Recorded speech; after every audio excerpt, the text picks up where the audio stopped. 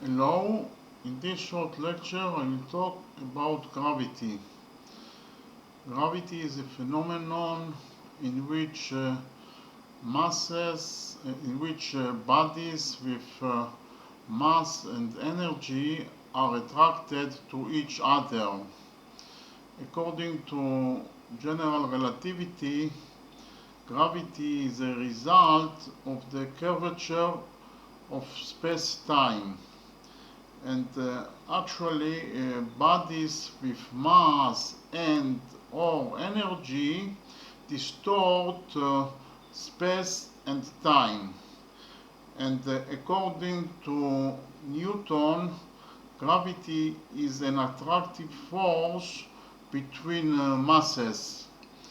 And the force of gravity is proportional to the product of masses of the bodies divided by the square of distance between them. Okay, thank you very much.